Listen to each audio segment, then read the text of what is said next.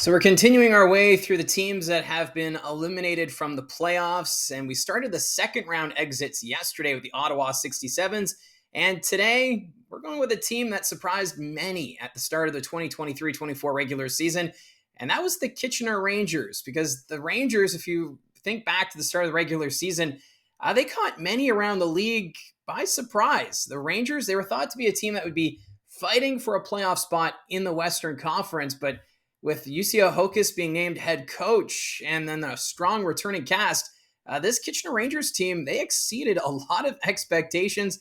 They were the top team in the Ontario Hockey League for pretty much the first half of the season. Their lead in the Midwest Division was double digits over the London Knights heading into the winter break. However, there was a bit of a bump in the road, and the team kind of struggled a little bit, trying to regain their identity, and eventually the London Knights would pass them. But still, this is a team that had a very explosive offense.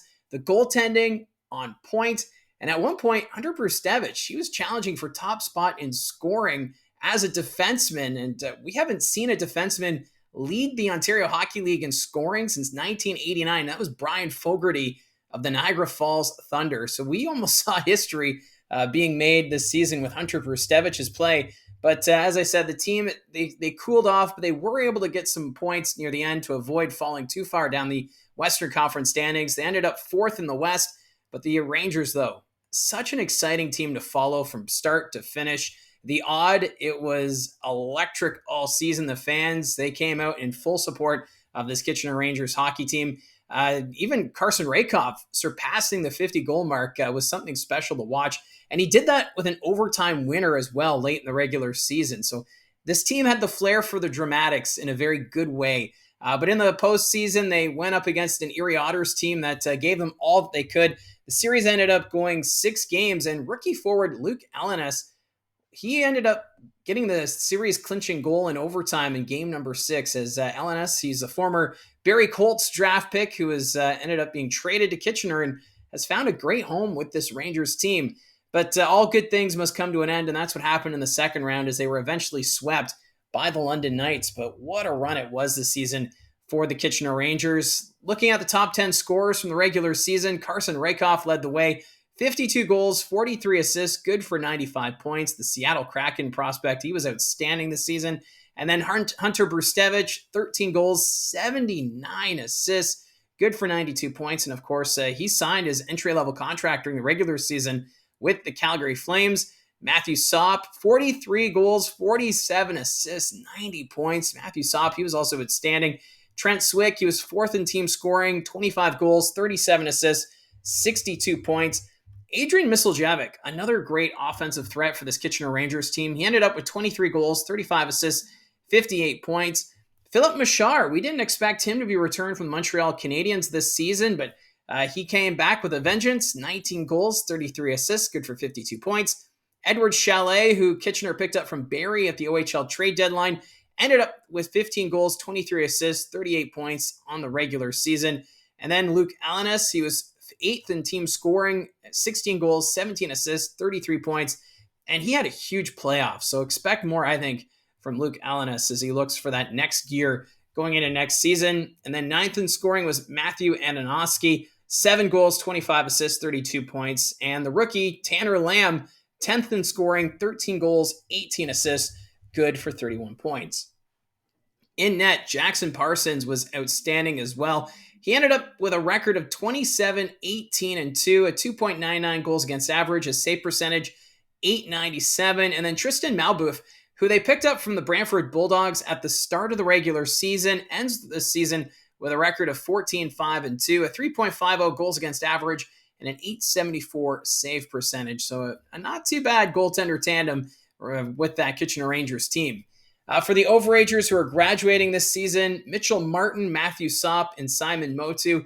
Mitchell Martin, it was a rough season for him because he had that injury which kept him out of the lineup right up until the playoffs. And at the OHL trade deadline, there was a lot of questions about, will Martin come back? What's his health status? Do the Rangers maybe move on, pick up a new overager? But Mike McKenzie, the general manager, decided not to make any moves with the OAs and had confidence in Mitchell Martin, who did come back in time for the playoffs. He didn't really seem to be himself.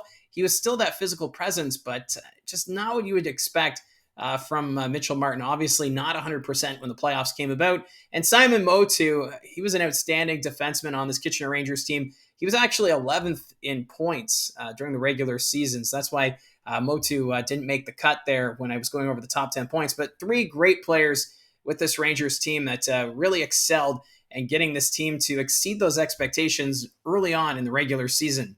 So for the overage candidates next year for Kitchener, Adrian Misljevic, Antonio Pugliese. Philip Machar is an OA candidate, but he's a Montreal Canadiens prospect and an import. I think it's likely that Machar will play at least with the Laval Rocket next season. And then you have Trent Swick, Hunter Brustevich, who's a Calgary Flames prospect.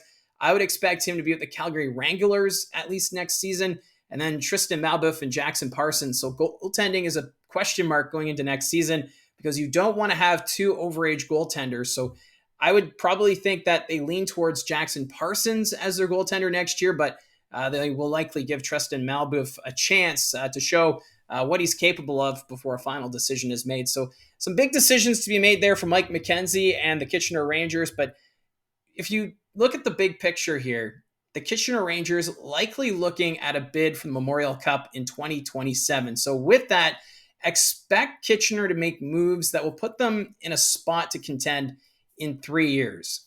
So maybe they'll move a lot of some of their veterans. Some of these OAs are probably going to be made available for assets and younger players.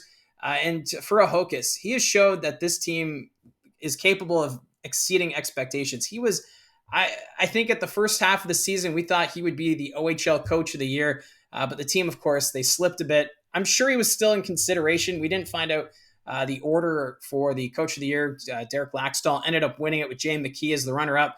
But Ahokas doing a great job getting this team to buy into the systems and going pretty deep in the playoffs, ending up going to the second round against the London Knights. The next question, too, what do you do with Carson Rakoff and Edward Chalet? Both are Seattle Kraken prospects.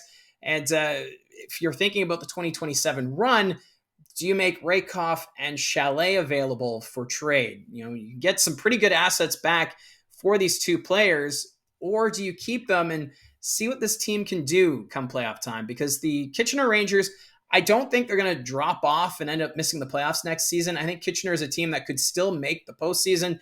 It's just going to be a little bit more challenging with the Erie Otters set to be a pretty competitive team next year in the Midwest Division. And of course, you can't count out the London Knights as they seem to have a competitive team year in and year out. So that's how I see it from the booth. It's Kitchener, a very fascinating team when you focus on 2027 and what this team is looking to in the future. But I think it's still going to be a lot of fun at the Odd next season. That's how I see it from the booth. Let me know in the comments section down below your thoughts on the Kitchener Rangers. And don't forget to hit like and subscribe. We'll talk to you again soon.